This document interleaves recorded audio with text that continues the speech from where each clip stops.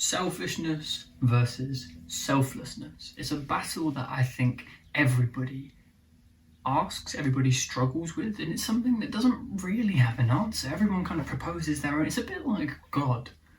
How you go, well, I think this, I think that, I can't really prove that you're right or wrong, so we're just going to argue for the next 1,000 years. But I actually think I might have stumbled on something. So do you think you've ever done anything truly selfless?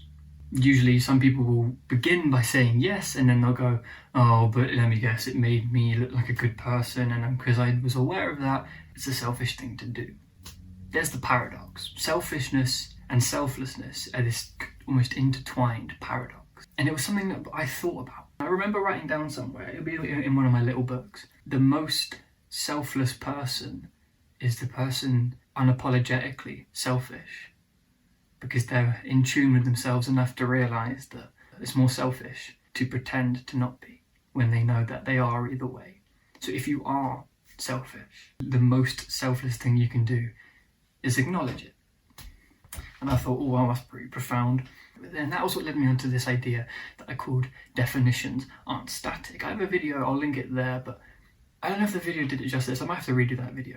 But what I'm trying to say in that video is that if you want someone to be happy, it doesn't mean telling them to be happy. It can actually lead to further sadness, because if they are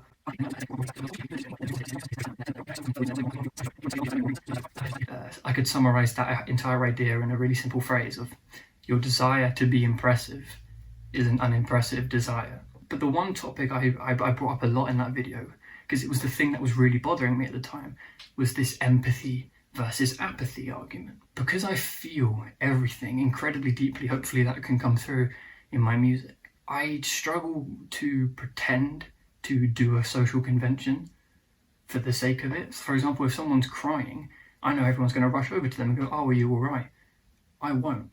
And my argument was that only people demonstrating this performance of empathy, who are in reality the apathetic ones, only they would look at me and call me apathetic. People with true empathy would look at me and realise I'm the only empathetic one. So how does empathy look like apathy to one and to the other? How do apathetic people look at empathetic people as apathetic? God, there's a lot of going on there. Again, these definitions aren't static, and you can relate that back to selfishness and selflessness. The most selfish people are the ones that put their all into selflessness.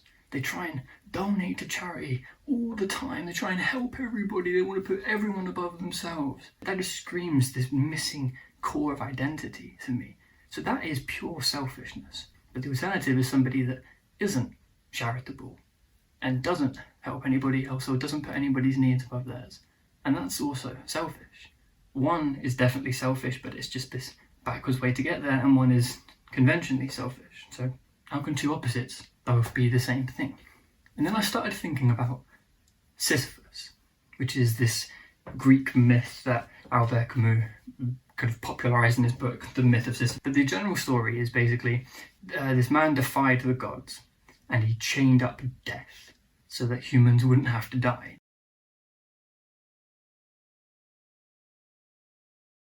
When he finally escaped, the gods punished him, but they didn't want to kill him. They punished him to a life of eternal suffering.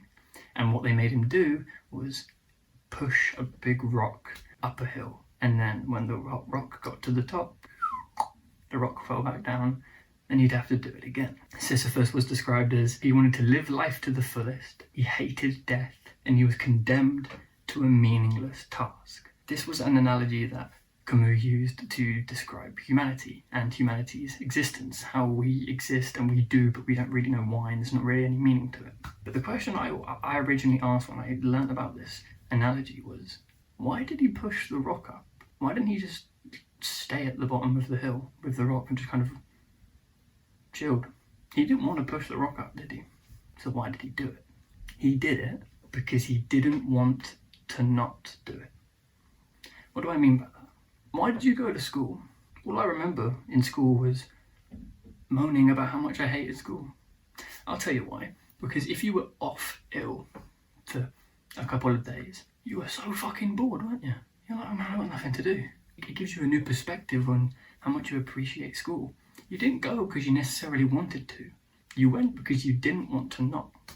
This is something that I think fuels literally all of modern life, yet we don't realise it does. And the lack of realisation is what leads to miscommunication and misdefinition, which is a massive one, and just people suffering. And it's something that I've called anti-fuelism. Not a word. I'm very good at making up words. So what I mean is, to want to is to leap forward. To not want to is to take a step back. But to not want to not is to keep your feet in the middle, lean back and catapult yourself forward. So by going backwards, you end up in the same place you would be if you fueled yourself. If you wanted to go to school, your end result would be you'd be at school. If you didn't want to not go to school, your end result would be you'd be at school. Anti-fuel doesn't mean I'm against fuel. I mean, like, it's the opposite of fuel in what it is, but it's the same in fuel as in what it does. So my fix to the paradox of selfishness is to acknowledge that you're not helping somebody because you want to help them. You're helping them because you don't want to not help them.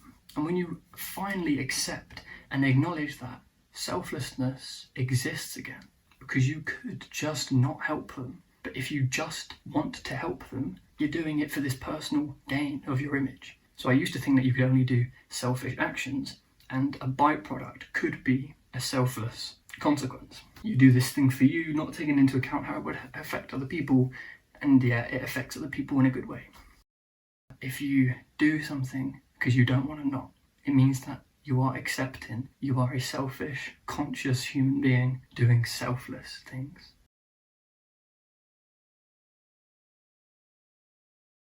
And this idea of anti-fuelism, I think, is the crux of modernity.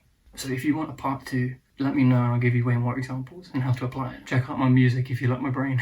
I'd be way happier with you hating it than you being indifferent to it, because that just means that we have different opinions. Thank you.